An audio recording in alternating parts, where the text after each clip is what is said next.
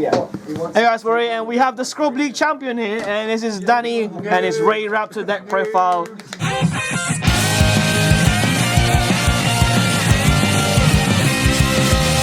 Which won the Scrub League Championships of Spring 2016. The store and you sat on it.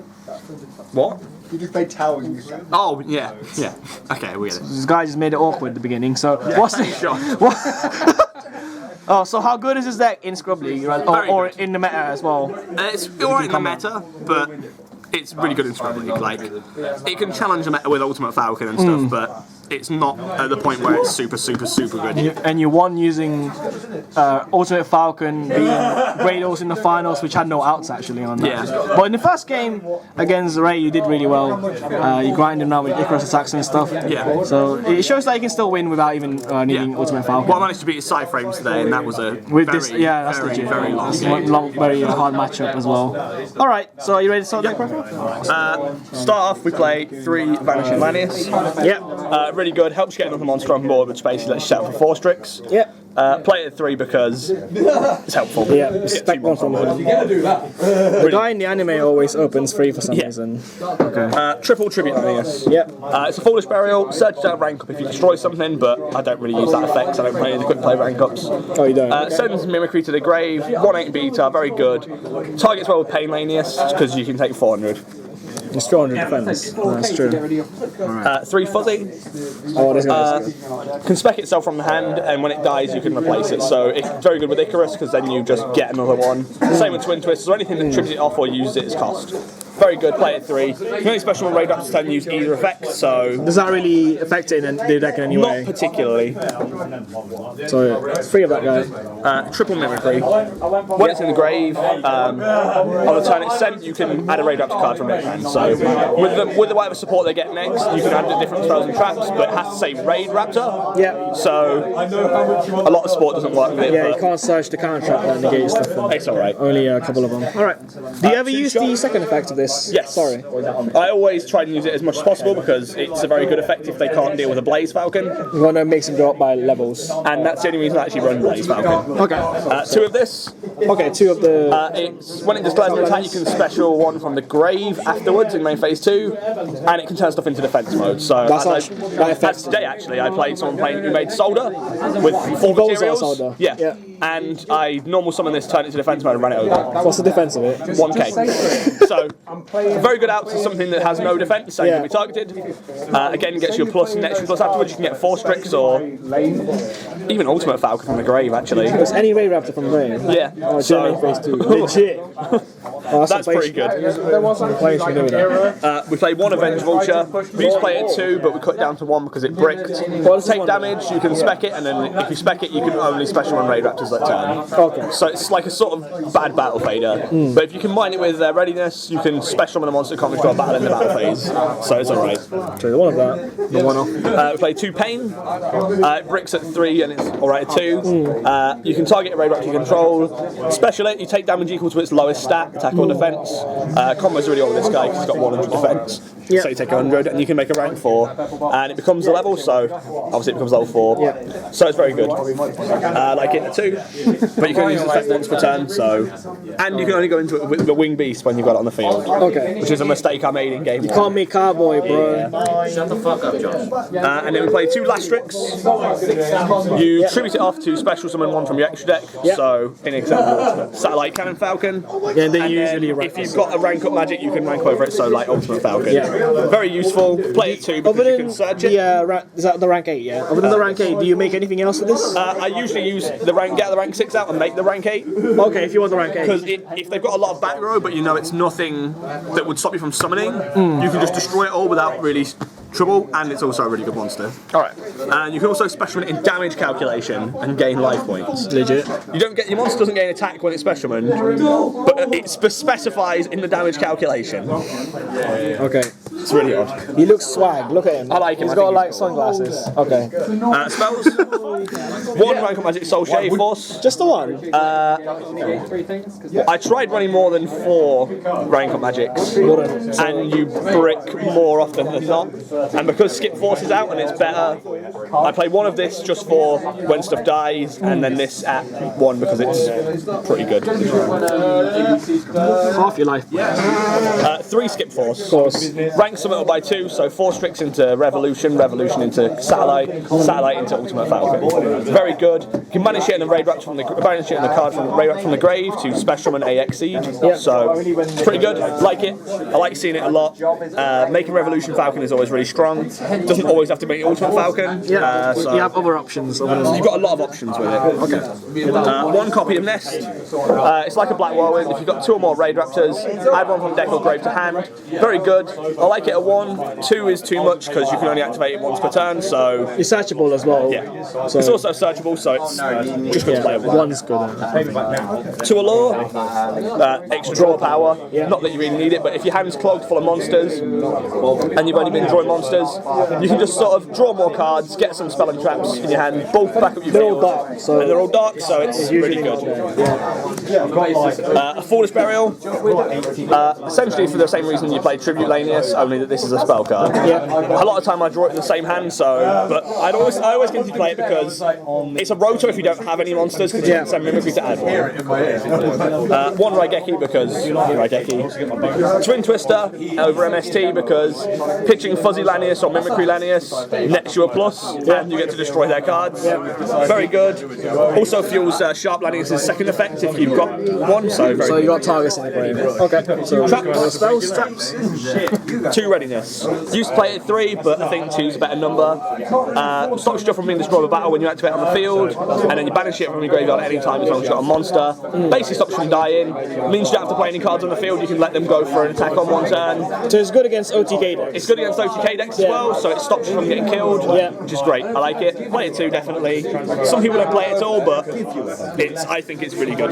Searchable. So it's searchable, so 3 Icarus. Everything in the deck is a target except Cowboy and the rank 6 Utopia.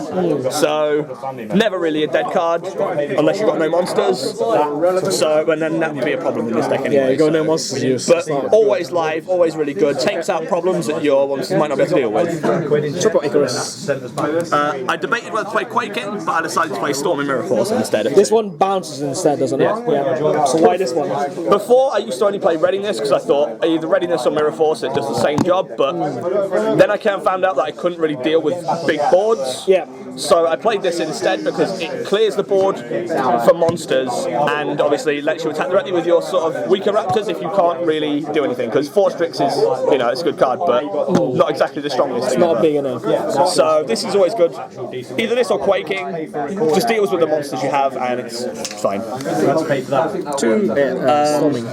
I play 1 Breakthrough, 1 Strike, 1 Warning. So I'd probably play 2 Strikes, but this actually has come in very clutch. Breakthrough skill. So I like having the option to have the Breakthrough skill as well. Yep. You can manage it during your turn, so very useful. I like having it over 2 Strike because it doesn't take away your life points too much, and you'll probably be losing a lot. Yeah. If you play any of the other rank of magics and stuff. Okay. Extract. That's the whole deck then. Yeah. That's the main deck. Yep. We play 1 copy of Ultimate Falcon. Just the one. You only need to make 1 really. If you need to make more than 1, you've probably lost. Yeah. Really. It's a very good card. Towers, so it's unaffected by everything. A lot of decks can't really out it, so it's very nice to have. It's not the main focus of the deck, but it's still easily searchable to get into it. You just have to draw a rank of magic and Raidraptor. It's also got a burn damage at the end, right? Yeah. Which came relevant in the finals. Which was very relevant in the finals. Very strong. Only when you got Exceeds Material though. So it's unaffected without Exceeds Material, but with the Exceeds Material it pressures your opponent a lot, so it gives a good game. 2 copies of Satellite Cannon Falcon. Oh, you played 2, okay. 1 for itself and 1 for making Ultimate Falcon. Okay. Some people will play 3 Ultimate Falcon and 3 of this, but I like seeing 2 of this because this is a Harpy's Feather Duster that you can't respond to when it's Exceed summoned, so which against a lot of decks that's a hard neg 5 if they can't stop it. Yeah. Which is really good. This game if you do that though. Yeah, usually. And you can detach 1 and make someone lose 800 for every Raidraptor in the grave, so a lot of things are going to be 0 pretty fast. It does target, but it's 3k. Yeah. 2 copies of Revolution Falcon. I personally think this is the best expert monster. It's the best one. Really? Anything that is special, when it fights this monster, becomes 0 in damage calculation. So it outs a lot of strong cards. It doesn't target. It's a continuous effect. Yeah. You can detach one to attack everything your opponent controls, which is really good. And if it's got Exceed material, a Raidraptor Exceed monster, so for example this, you can destroy a monster on the field and pop it equal to half its face-up attack. So if it's been boosted by 2,000, you're popping them for at least 1,000 damage plus on their original attack. So this is a strong card if people don't realise it. Say they pendulum summon 4 monsters and have no back row, you make a 4-Strix, rank up into this, detach one, you've got game. That's 8,000 to the face. Yeah, it attacks every single one of them. So it's a very strong card again. Like, I personally think it's the best one, but Towers is also really good. Yeah. We run 1 copy of Blaze Falcon. The rank 5. Yeah, as I mentioned before, it's pretty easy to get out with Mimicry. It's a red dragon archer in Scarlight, so it nukes everything and burns 500 for each special monster. If you've got a material, you can attack directly, and if you attack directly, you can destroy. If you do battle damage, you can destroy a monster your opponent controls. This effect activates regardless of whether or not they've got a monster on board. So just be warned on that. So you might pop himself. No, you can only pop their monsters. Oh, yeah, but if they've got something that, like a strike, they can just kill you after that. We play 1 Rise Falcon. This needs 3 level 4s, right? Ideally, I wouldn't want to run even 1 copy of this, but because Blade Burner Falcon's not out, I have to run it at 1 because it's another Exceed I can go into. If they can't deal with it, it can become really strong. It gains attack for every spell. You target a special monster and you gain its attack plus your own. So if they've got a 5-headed dragon on board, you're a 5/1 beat stick, and you can do it once per turn. And it keeps it forever, doesn't it? So it keeps it forever. Yeah, so it keeps on gaining. Oh. It's all right, but I personally don't like playing it. The main Exceed, 4-Strix. 99% of your plays will be this. Yeah. It searches out all your level 4 wing beasts, and by that I mean level 4s. So if people search out the level 1 Raidraptors, they're cheating. So stop that. You need to play 3 with it of this, don't you? To play this deck. Okay. 2 is fine, but you will always end up finding your way to get to the 3rd For one. those guys building a deck, then you heavily recommend 3. Yes, it's definitely a must run at 3. A couple of people have been asking me with 2 copies, is it possible? It's possible. I'm not really sure It's possible, but you'd always want to get the 3rd one just in case. Yeah. I go into it a lot. It fixes your hand, so you definitely need to run it. So triple of that. And it also gains 5 tracking defense for every other wing beast, so it can become 2,100 potentially. Big booty. For the non-Raidraptor Exceeds, we run Utopia Beyond. We use it with Soul Shave Force. You can either run this or Cyber Dragon Infinity. I prefer this for the damage output. Yeah. So it makes everything 0 and it's 3k, so very strong. Like it. You won't be able to use its other effect, but it's 3k. Standard form. Abyss Dweller for the decks that float. Cowboy because there's times when you need to burn for 800. Zerifine, a staple wing beast, negates all face-up monsters, and Castel because again it's a wing beast. So there aren't many non-wing beast Exceeds in this deck, so as I said, Icarus attack is always very high. I think there's just these. There's only 3 non-wing There's only those 3 non-wing. The rest are. And everything else is wing beast. So you can sack these off as well, even if they try to gate it or anything. And I haven't made a side deck for this because I've only been playing it in Scrub League, so. But I'd probably play things like Rivalry of Warlords, Goes and Match.